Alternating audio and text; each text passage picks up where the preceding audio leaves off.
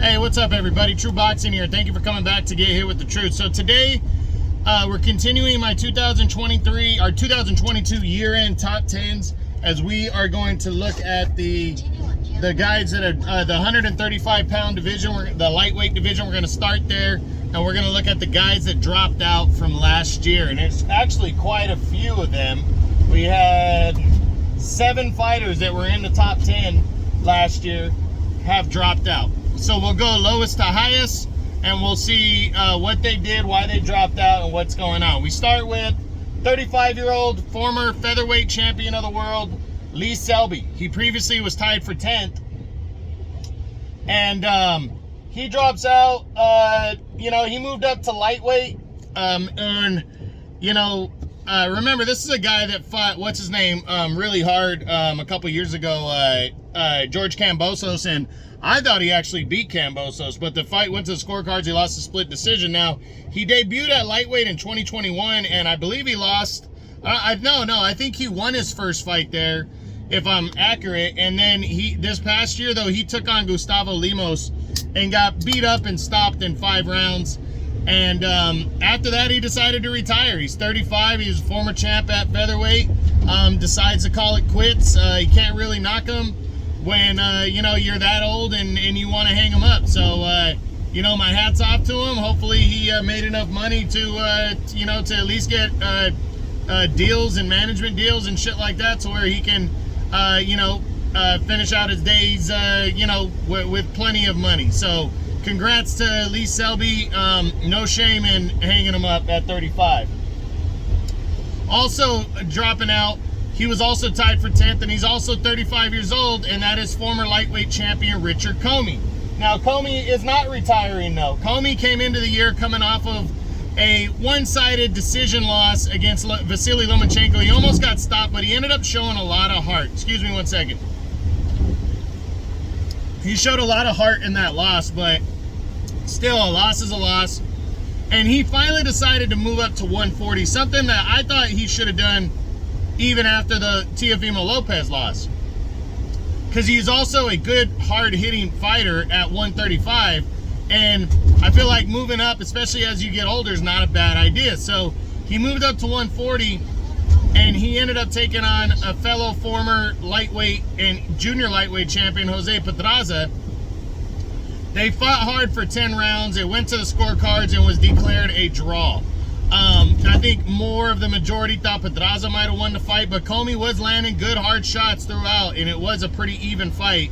So he ended up fighting to a draw, and couldn't get the rematch because Pedraza was supposed to fight Teofimo Lopez in December, had to pull out with an injury. But then Pedraza now has signed on to fight Arnold Barbosa. So as of right now, as it stands, Comey, there's a lot of options with PBC guys. With ESPN guys. Actually, the talk right now is that Comey and Jose Ramirez are talking about fighting in February for Ramirez's return, which is a big deal right there. And Comey hits hard, and I think the two guys would go at it. Now, if the fight happens, personally, I think he loses that fight to Jose Ramirez. I think Jose Ramirez is just a big guy at 140. I think he'd rough up Comey and beat him. But, hey, I never count Comey out. Comey can bang. He's a good fighter. But if he fights Ramirez, which I think he will, I think he's going to lose that. And that's when he might want to start talking about hanging him up. Because he sits right now, that was his only fight. So we're going to see. We're going to see what Comey decides to do moving forward. But that's what it's looking like. Also dropping out is 33-year-old former junior lightweight champion Javier Fortuna. Fortuna only fought, he actually fought twice. He got a win earlier in the year, a knockout win. He was previously number 9, but then he decided to move up to 140 and fight Ryan Garcia. Now, who was also moving up in weight, but Ryan came in, in shape as Fortuna didn't, and Ryan just destroyed Javier Fortuna, stopped him in 6 rounds. So for me, Fortuna at 33, things aren't looking up for him, but we'll see how he bounces back, if he's going to compete at lightweight or if he's going to come back at junior welterweight. We'll see. Also dropping out, 37-year-old former 3-division world champion Jorge Linares. Linares entered the year trying to, reestablish himself. He was number 8, and he was trying to reestablish himself. He took on Zaur Abdullayev earlier in the year, and he was beating Abdullayev on the cards. It went to the 12th round, and he got hurt and stopped by Abdullayev while he was ahead on the cards.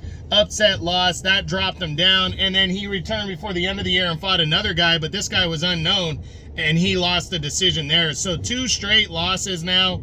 He's not ranked in any governing body. I think it's about time Linares just hangs it up. I don't think he can keep competing at a high level. And, he already got knocked out a few times earlier in his career. I think it'd be a mistake for him to continue. Also dropping out is 30-year-old former junior lightweight champion Joseph Diaz Jr. Diaz entered the year coming off the loss to Devin Haney in December of last year. He fought hard but came up short, losing a unanimous decision. So he came back this year, I believe it was in November, and he took on undefeated William Zepeda. And he came in the favorite. A lot of people thought he was going to win the fight, and Zepeda just worked Diaz. He worked him from start to finish, just totally outdid him, and took a convincing unanimous decision. So Diaz back-to-back losses now. He's 30 years old.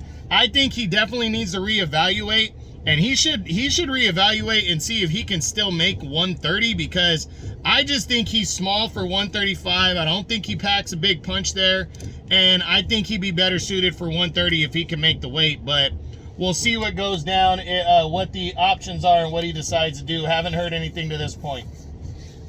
Also dropping out is 24-year-old Ryan Garcia. He came in number 6 on the year. He returned to fight Emmanuel Tago earlier in the year, got a decision win there, and then he took on Javier Fortuna in August and absolutely just dominated Fortuna at 140. That was his debut, moving up in weight. Ryan is supposed to come down to a catchweight of 136 to fight Tank Davis. I think he's going to beat him there, but after he beats Tank Davis, I think he's returning to 140 no matter what. So you're not going to see Ryan Garcia fighting at 135 pounds anymore. And then finally dropping out was 25-year-old Teofimo Lopez. He entered the year number 2 in this division. He was coming into the year coming off the loss to George Kambosos, where he lost the unified title. He kept saying that 135 was too hard to make, and he made it clear that he wanted to move to 140. Finally, in August, he debuted at 140, got a win, and then he returned and took on Sandor Martin in December and got a controversial decision there. But he's full-on fighting at 140 pounds now, and that's why he dropped out. So, we had 3 guys moving up in weight. A couple guys just bad 3 guys that just bad losses and all that stuff, and then the final one was Lee Selby retiring. So that's it. That's what I got. That's the dropouts from the 135-pound lightweight division as my 2022 year-end top 10s continue. I hope you enjoyed the video. If you did, smash the like button, leave a comment, subscribe to the channel. I appreciate any and all support. This is True Boxing. You've been hit with the truth.